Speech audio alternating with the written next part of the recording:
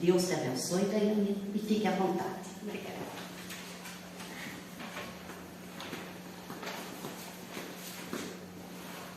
Boa noite a todos.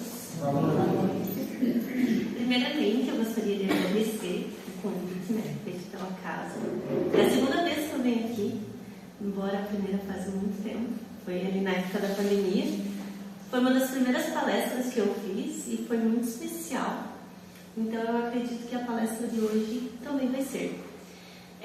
Quando a gente se propõe a estudar um tema e fazer uma exposição doutrinária, um estudo doutrinário, a pessoa que prepara o tema, ela é a primeira beneficiada, porque a gente acaba estudando muito para tentar passar um pouquinho do que a gente conversou. Mas isso não nos faz mais ou menos especiais. Nós somos todos iguais e eu acho importante reiterar isso quando a gente vem fazer um estudo doutrinário. Então, nós vamos iniciar o nosso estudo de hoje com um questionamento. Às vezes, mais importante que as respostas são as perguntas. E o Espiritismo, ele nos faz questionar. Ele nos ajuda a desenvolver um senso crítico. E a doutrina espírita, ela descortina os nossos olhos, nos desvenda muitas vezes da ignorância e nos faz perceber o quanto ainda somos crianças numa escala espiritual. Aqui no Livro dos Espíritos tem um item em que ele fala da jornada do espírito e ele inicia falando dos espíritos até chegar na questão dos espíritos evoluídos. Nessa categoria estão espíritos muito evoluídos, como, por exemplo, Jesus Cristo. Mas, hoje, nós vamos refletir, eu acredito que muitos de vocês já ouviram a expressão: mais importante que o fim é o caminho. Então, eu vou convidar vocês para caminhar comigo, junto à doutrina espírita. E vamos começar questionando: quem eu sou? Para onde eu vou? E qual é o meu propósito? Porque nós, espíritas, sabemos que somos seres imortais, certo? Então, Kardec, que é o codificador da doutrina espírita, ele escreveu toda a base da doutrina espírita, que são as 5 obras básicas que a gente estuda: Livro dos Espíritos, Livro dos Médiuns, O Céu e o Inferno, a Gênese e... qual faltou? O Evangelho. Além desses livros, ele escreveu obras póstumas e o que é o Espiritismo. O que é o Espiritismo? É um livrinho sintetizado, que tem um preâmbulo riquíssimo. E eu vou ler o preâmbulo aqui para nós estudarmos sobre ele. Ele inicia falando assim: as pessoas que só têm um conhecimento superficial do Espiritismo são, naturalmente, inclinadas a formular certas questões, cuja solução poderia, sem dúvida, encontrar em um estudo mais aprofundado. Porém, o tempo e muitas vezes a vontade lhes faltam para se entregar às observações seguidas. O que ele quer dizer? Nós temos curiosidade. Nós colocamos a desculpa do tempo. Eu não tenho tempo para estudar. Eu não tenho tempo para ler. E nós, muitas vezes, nos colocamos numa condição de falta de bom ânimo para estudar a doutrina espírita. Então, já nesse primeiro parágrafo, ele fala: vocês vão ter conhecimento, basta continuar. Antes de empreenderem esta tarefa cuja qual é estudarmos a doutrina, muitos desejam saber, pelo menos, do que se trata e se vale a pena ocupar-se ou não com isso. Por isso, achamos útil apresentar resumidamente as respostas a algumas das principais perguntas que lhes são feitas diariamente, dirigidas a nós. Aqui vale lembrar que Kardec, quando ele codificou as obras, ele estava com uma pleia de espíritos que estavam auxiliando ele a fazer a escrita. Então, o que eles falaram? Olha, tem diversas perguntas de diversos lugares que chegam ao mesmo tempo. Então, são várias dúvidas que nos chegam todos os dias. Isso será para o leitor uma primeira indicação, e para nós, aqui ele está fazendo uma referência aos espíritos, e para nós, tempo ganho sobre o que tínhamos de gastar a repetir constantemente a mesma coisa. Ou seja, para quem está lendo pela primeira vez, é um contato. Para os espíritos espíritas que já conhecem a doutrina, seria algo que deveria utilizar mais tempo, que deveria estudar mais vezes. E ele continua falando assim, eles, né? Sob a mesma forma de diálogo, o primeiro capítulo desse volume se encerra as respostas e observações comumente feitas por aqueles que desconhecem os princípios fundamentais da doutrina. E bem assim, a refutação dos principais argumentos de seus contraditores. Esta forma nos pareceu mais conveniente, por não ter aridez da forma dogmática. Ou seja, vamos esclarecer as perguntas aos poucos para que não caia naquele estudo tradicionalista de só explicação. No segundo capítulo, damos uma exposição sumária das partes da ciência prática e experimental, sobre as quais, na falta de uma instrução teórica completa, o observador novato deve fixar a sua atenção para julgar com conhecimento de causa. É aproximadamente um resumo do Livro dos Espíritos, do Livro dos Médiuns. As objeções nascem, quase sempre, das ideias falsas feitas a priori sobre aquilo que não se conhece. Retificar essa ideia é prevenir as objeções. Tal é o fim deste pequeno trabalho. No terceiro capítulo, publicamos um resumo do Livro dos Espíritos, com a resolução pela doutrina espírita de certos números de problemas do mais alto interesse, de ordem psicológica, moral, filosófica, que são propostas e às quais nenhuma filosofia deu resposta satisfatória. Procurem resolvê-los por qualquer outra teoria, sem a chave que a doutrina espírita oferece, e comparem as suas respostas com as dadas por este livro e digam quais são as mais lógicas, quais que melhor satisfazem a razão. Estes resumos não somente são úteis aos principiantes, que neles poderão, em pouco tempo e com pouca despesa, beber das noções mais essenciais da doutrina espírita, senão também aos adeptos da doutrina, pois eles lhe oferecem os meios para responderem às primeiras objeções, que não deixarão de lhes apresentar ao decorrer do caminho, e, além disso, por encontrarem reunidos em um quadro restrito e sob o mesmo ponto de vista, os princípios que devem estar sempre presentes à sua memória. Para responder desde já e sumariamente a pergunta formulada no título deste opúsculo, e agora vem uma observação.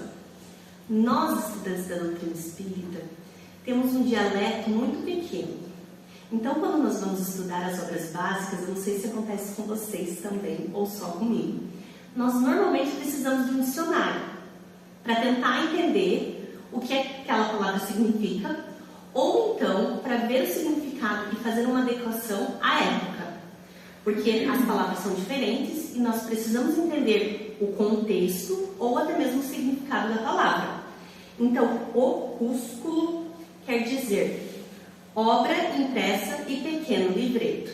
Então, trazendo para a minha realidade, e tomando a autoridade de mudar a frase, para responder desde já e sumariamente a pergunta formulada no título desse livro, que é intitulado O que é o Espiritismo, dizemos que o Espiritismo é ao mesmo tempo uma ciência de observação, uma doutrina filosófica. Como ciência prática, ela consiste nas relações que estabelece entre nós e os espíritos. Como filosofia, compreende todas as consequências morais que dimanam dessas relações. Podemos defini-los assim: o Espiritismo é a ciência que trata da natureza, origem e destino dos espíritos, bem como as suas relações com o mundo corporal. E assim encerra-se o preâmbulo. O que é o Espiritismo é um livro bem pequeno, realmente, ele é fininho, é uma obra excelente. E assim, poderíamos encerrar a palestra aqui. Por quê? É só ler o que está no preâmbulo e fazer. Porque nós, como espíritas, nós estudamos, compreendemos, aplicamos, vivenciamos, e é isso. Então, Kardec já nos trouxe a diretriz.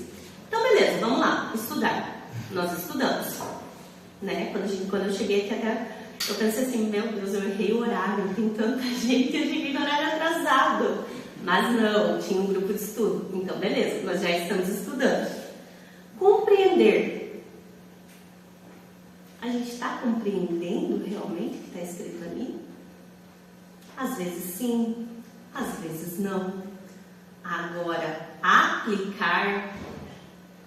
Estamos aplicando no nosso dia a dia? Quando acontece aquela situação lá no meu trabalho, ou quando acontece aquela situação no meu contexto familiar, eu aplico a doutrina espírita?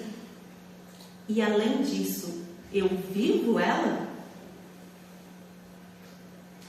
No preâmbulo, ele fala muito sobre questionamentos e objeções. Várias vezes os espíritos falam, quebrar objeção, argumentos. Eles utilizam muito isso. Por quê? Porque a doutrina espírita, ela nos estimula a ter um senso crítico, né? É uma doutrina racional. A gente estuda, compreende e pensa. Então, ela nos estimula a isso. E quando o nosso senso crítico começa a avançar, aí vem uma coisa chamada moral. E aí a moral começa a cobrar a gente. Porque se eu sei que aquilo é errado, e eu faço, porque nós somos imperfeitos, a gente ainda faz, aí a moral começa a pesar na nossa cabeça. E essa busca pelo desenvolvimento moral, ela começa no coletivo. A sociedade precisa estar mudando junto. Mas se eu não mudar, será que a sociedade muda? Se eu continuo tendo os mesmos atos e não busco a minha reforma íntima e eu quero só mudar os outros, eu quero mudar a colega, mas eu não quero mudar o meu erro. Será que isso funciona? E constantemente, nós espíritas somos confrontados muito por um tema. O nome desse tema é justiça. As pessoas nos questionam sobre justiça. E acreditem vocês, Jesus foi questionado sobre justiça. Vou contar uma historinha. Quando Jesus estava aqui encarnado, ele tinha alguns amigos. Esses amigos eram os apóstolos. E um dos seus apóstolos se chamava Paulo. Acredito que muitos de vocês já conhecem esse personagem. Certa feita, estava andando Jesus e Paulo, quando Paulo viu uma situação que lhe gerou um extremo desconforto. E com o seu instinto, pensou na hora, justiça. E questionou a Jesus. Jesus, o que acontece com essas pessoas injustas e que erram? E Jesus, brando, calmo, sereno e pacífico que era, respondeu a Pedro: não se preocupe. Paulo, obrigada. Ele respondeu a Paulo: não se preocupe, eles viverão. Essa resposta foi esclarecedora? Ou foi algo a questionar mais? Eles viverão. E ele ficou assim pensando e refletindo com aquela resposta curta, mas extremamente satisfatória ou insatisfatória, ficou a se questionar: eles viverão, e ficava aquilo vindo na cabeça dele. Até que Jesus continuou a falar e disse: logo mais eles terão que refazer os seus equívocos. Eles deverão se ajustar com as leis. Mas quais leis? As leis dos homens? As leis humanas? Que foram criadas para regular o comportamento, garantir a ordem, o respeito, para que consigamos viver em sociedade, que tem sim como objetivo a justiça social e garantir o bem-estar coletivo. É dessas leis que Jesus falava? Ficou a se questionar. Sabemos que Jesus estava muito além de nós, à frente. E ele já entendia a totalidade das leis. Mas ele estava falando das leis morais. Porque das leis humanas, infelizmente, ainda conseguimos desviar. Mas as leis morais são imutáveis. As leis divinas, elas são o princípio que rege o universo. Elas nos auxiliam ao progresso moral, ao nosso desenvolvimento íntimo. Independem de contexto social, de gênero, de cultura, e elas são atemporais, nunca saem de moda. Ela nos conduz a tentarmos uma vida verdadeira, pautado no amor e na justiça. Provinha, vamos nos lembrar quais são as leis morais? As leis morais estão descritas neste livrinho mágico, o Livro dos Espíritos. Elas estão descritas na parte terceira, aqui. Inicia falando sobre a lei divina ou a lei natural, que é basicamente explicar as leis como um todo, né? Como as leis verdadeiras, as que nós devemos sim seguir. Não que nós não devemos seguir as leis dos homens. Elas estão relacionadas ao contexto em que a gente está vivendo. Essas daqui são para a nossa vida imortal. Então, eles iniciam falando... Deixa eu tirar aqui antes que caia. Inicia-se falando a primeira lei, a lei de adoração. Ela incentiva a uma prática que nós temos e nós não usamos. Ela nos incentiva a prece, a conversar com Deus, porque nós temos essa conexão direta e muitas vezes nós nos esquecemos desse recurso que nos foi dado. Aqui temos perguntas e respostas sobre esse tema. Quem não conhece o Livro dos Espíritos, ele é composto de perguntas e respostas e onde eles vão falando determinados assuntos. Na segunda lei, nós temos a lei de trabalho e ela nos fala sobre a importância do trabalho como instrumento de sobrevivência. Nós precisamos trabalhar para nos alimentar, para ter as nossas coisas materiais, mas também fala do trabalho no bem, na caridade, com o próximo, e como o trabalho que é útil para nós nos auxilia na evolução moral. A terceira lei é a lei de reprodução, a oportunidade de auxiliarmos espíritos que ainda têm a necessidade de reencarnar e a nossa responsabilidade como sociedade de receber esses espíritos.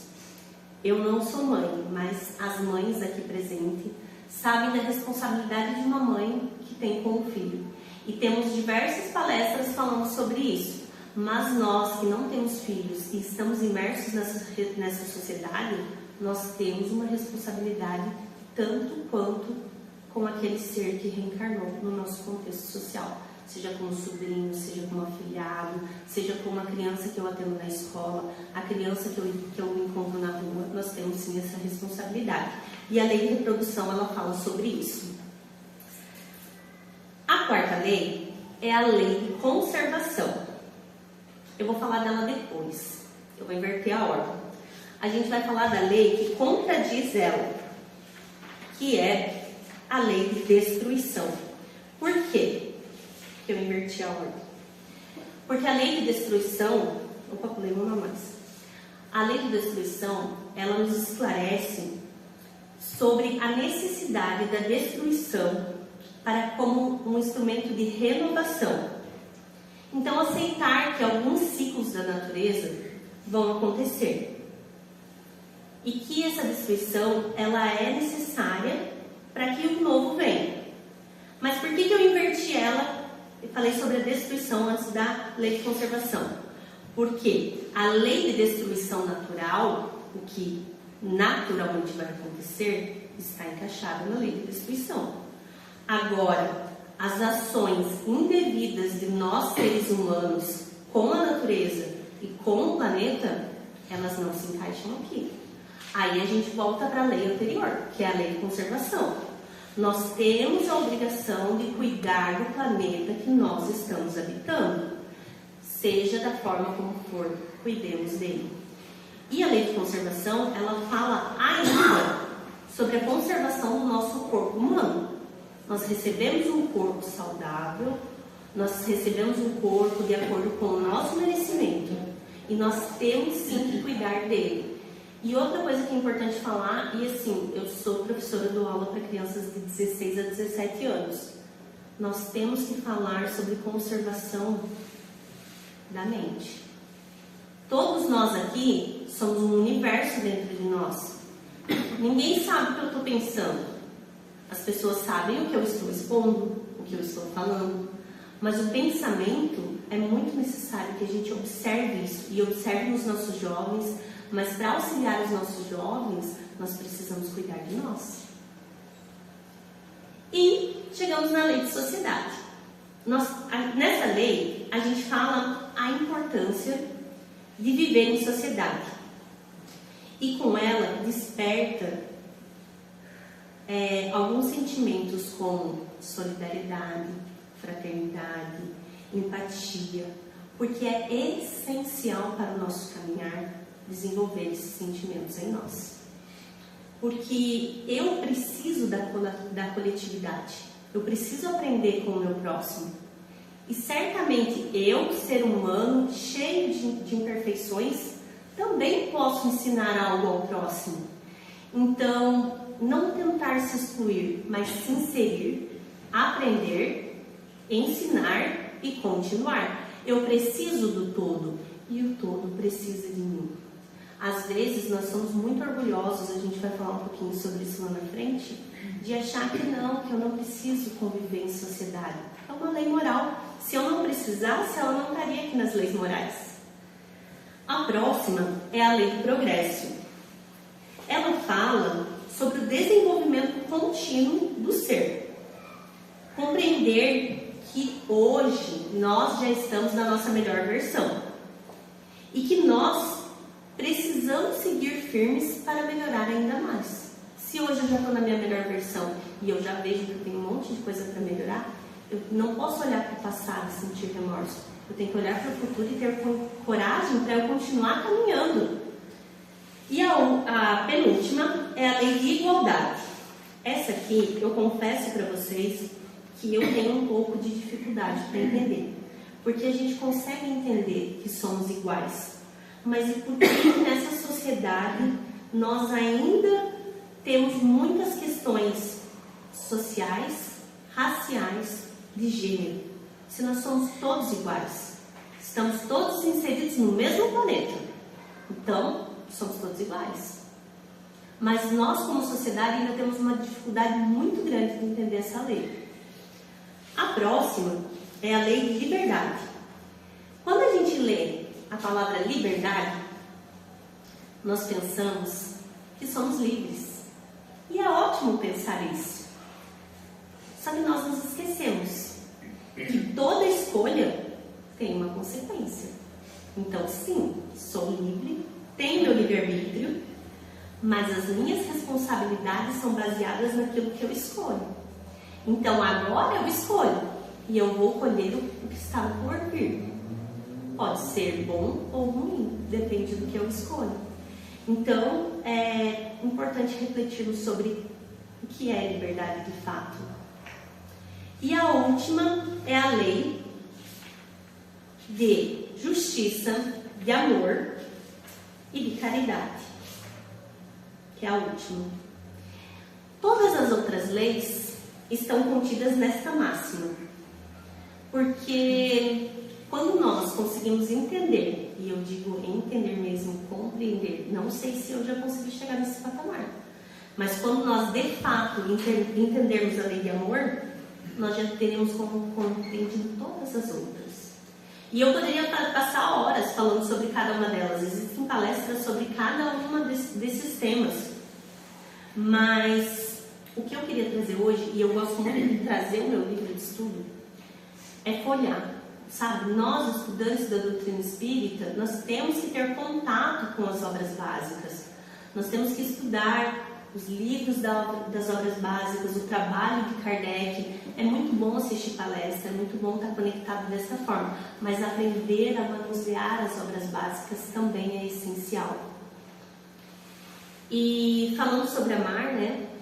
Jesus disse: ama o teu próximo como a ti mesmo.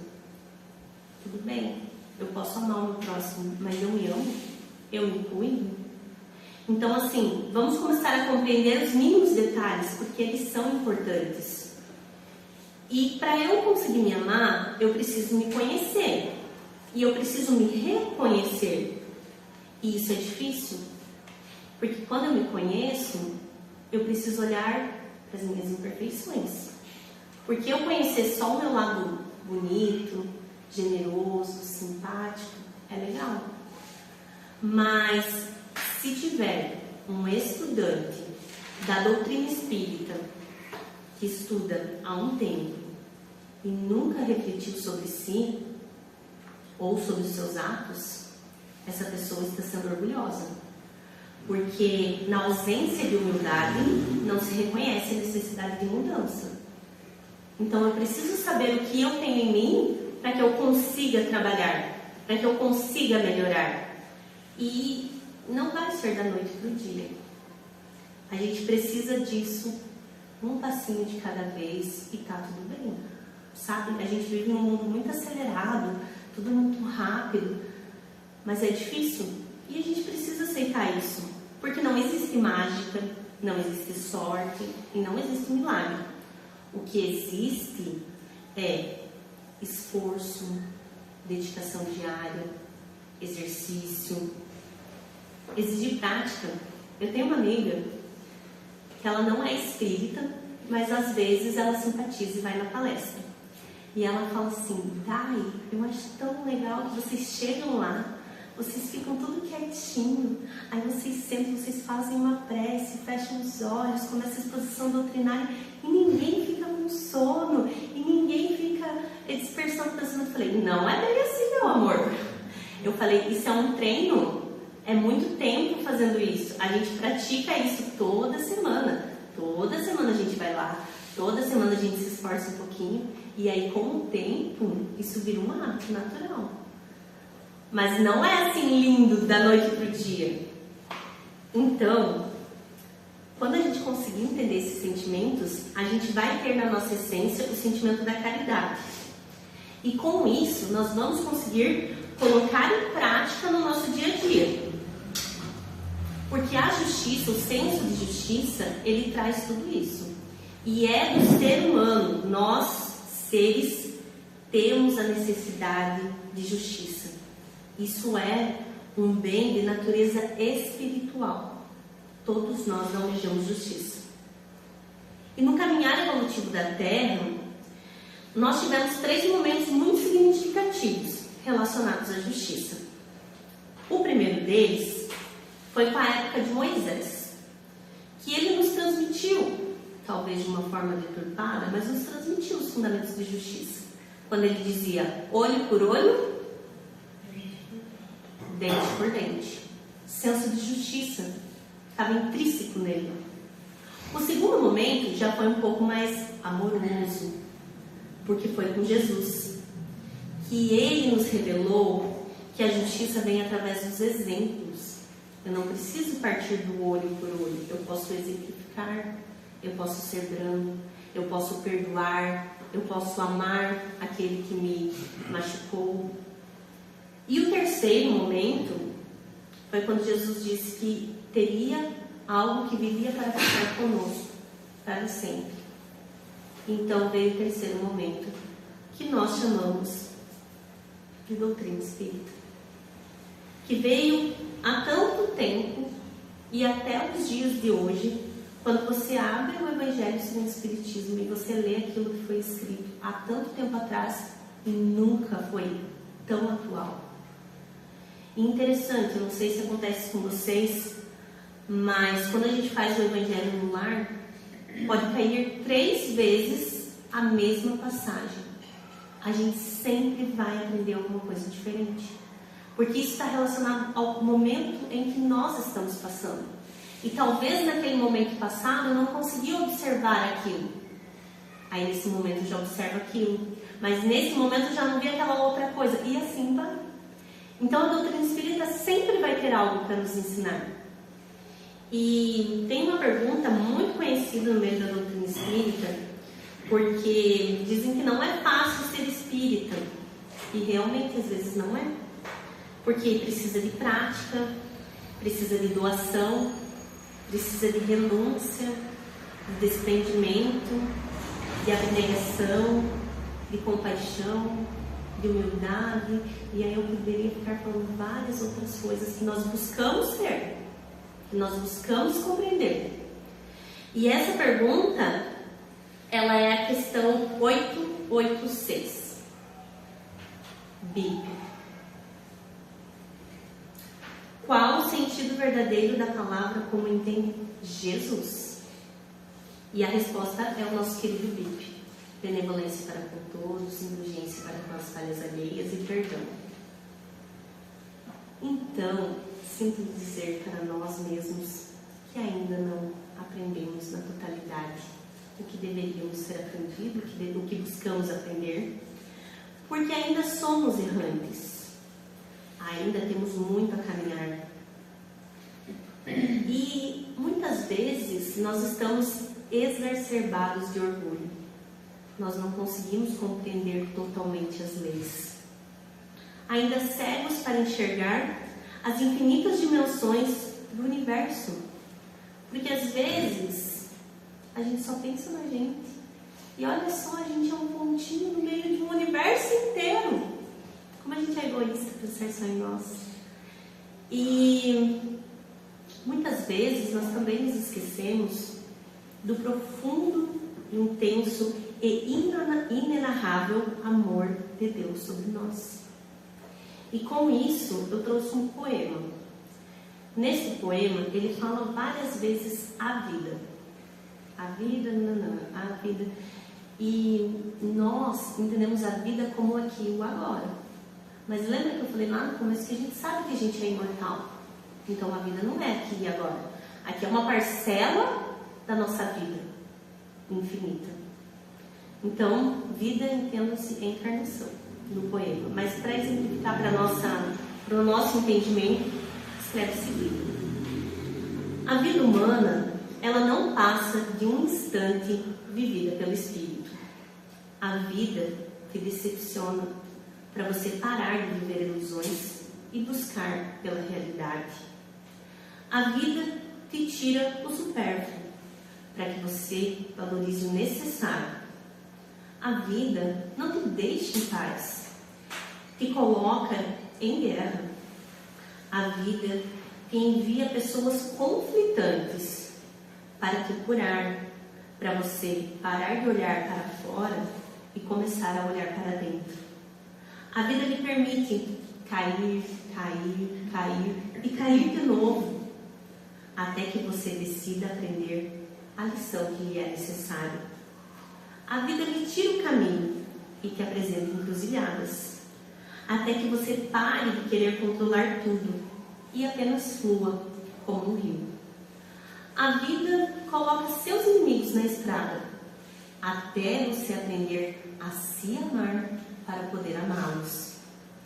A vida te assusta quantas vezes forem necessárias, até que você perca o medo, recupere a fé e vá com coragem. A vida lhe distancia de pessoas que você ama, ela tira de você, até você entender que não somos esse corpo físico. Somos um espírito que habita um corpo físico. A vida ri de você e muitas vezes ela ri de novo. Até que você pare às vezes de levar tudo tão a sério e às vezes sorria de si mesmo. A vida quebra você em quantas partes forem necessárias para que a luz possa penetrar em ti. A vida também lhe envia raios, tempestades e desertos para acordá-lo e impulsionar você a levantar e caminhar. A vida encurta o seu tempo para você se apressar e aprender a viver. E viver é amar, perdoar e cuidar. A vida te machuca, te atormenta, para que você solte os seus caprichos, pare com suas birras e aprecie o simples fato de respirar. A vida não te dá o que você quer, mas sim o que você precisa para caminhar e evoluir. E nós, como espíritos espíritas cristãos, devemos todos os dias nos recordar das importâncias das leis, porque elas fazem parte do nosso caminho. E a estrada é florida, e nenhum tio da lei se perderá. Todos os nossos pensamentos e atos, até os equivocados, são registrados nos arquivos sublimes, ao tempo que os nossos pensamentos e atos conformem as leis também são creditados à nossa conta da economia moral. Não deixemos então que a culpa, o remorso e os pensamentos negativos pesem sobre nós. Vamos sim trabalhar alegres, confiantes e com coragem, porque a cada um será dado conforme as suas obras. E olha, não há nada mais consolador do que saber que cada um é responsável pelos seus atos.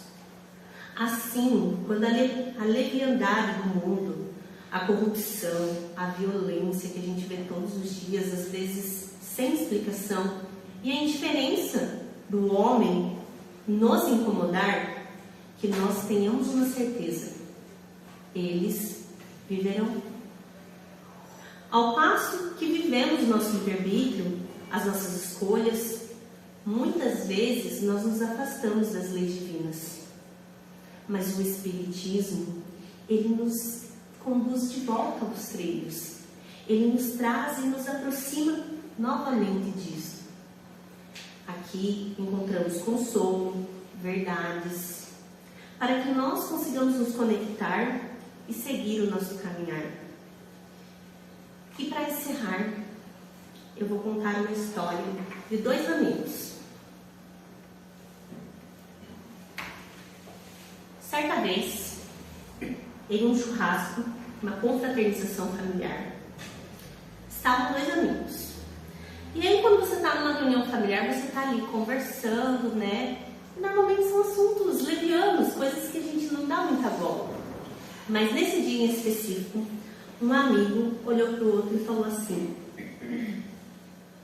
você se preparou para viver hoje? Você está num churrasco, numa festa, numa confraternização, e olha para você e fala: você se preparou para viver hoje? E ele ficou a refletir aquela fala. Então, Almir pegou emprestado o violão de Chico, filho de Renato, e começou a dedilhar, pensando naquela pergunta e refletindo: como será consigamos ter uma vida plena. E a música, gente, ela nos conecta com um amor diferente. Quando você está assim meio triste, meio baixo, se você for escutar uma música no mesmo tom, você vai desanimar mesmo. Mas se você coloca uma musiquinha mais edificante, mais alegre, você muda o seu humor, né? Então ele começou a dedilhar, e nisso o outro amigo já pegou um caderno e começou a escrever um rabisco, e escreveu umas coisinhas assim no papel. E esta música se tornou um clássico, uma das músicas mais ouvidas no ano de 1990. Não é uma música espírita, e quando os autores foram à TV Cultura, num programa chamado Viola Minha Viola, eles foram questionados sobre se essa música seria uma psicografia. Então, o autor da música respondeu: eu não sei, não tenho certeza se eu tenho tamanho talento para escrever uma música tão linda em apenas 2 minutos. Afinal, eu só levo uma certeza de que muito pouco eu sei, ou talvez eu nada sei. E eu vou convidar vocês para ouvir a música. E ao final, eu já vou deixar encerrado. Quando acabar a música, eu devolvo a palavra. Eu quero agradecer a paciência por vocês terem me ouvido. Espero que possa ter sido proveitoso. E eu convido vocês para que tentem seguir, para que nós tentamos seguir uma vida pautada nos ensinamentos de Jesus, para que nós consigamos ser essas pessoas calmas, serenas, que sigamos as leis. E para finalizar, estava ali, que alguns de vocês devem ter lido, uma frase de Meimei, onde ela fala assim: independente das circunstâncias, acredite no caminho, porque se nós seguirmos uma vida pautada na ética, no amor e seguindo todas as leis morais, tenhamos a certeza que o nosso futuro será limpo. E afinal, Deus tem estradas onde no mundo não há caminhos. Muito obrigada. Obrigado.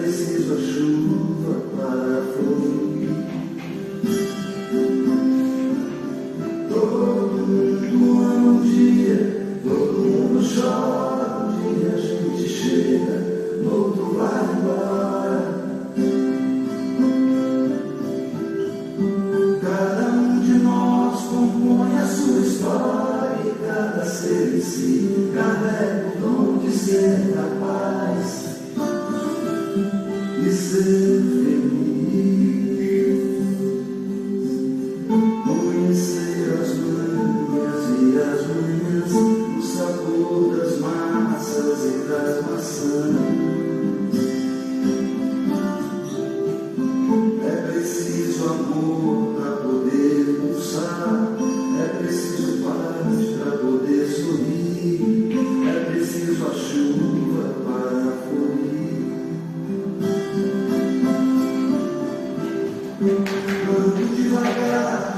dia te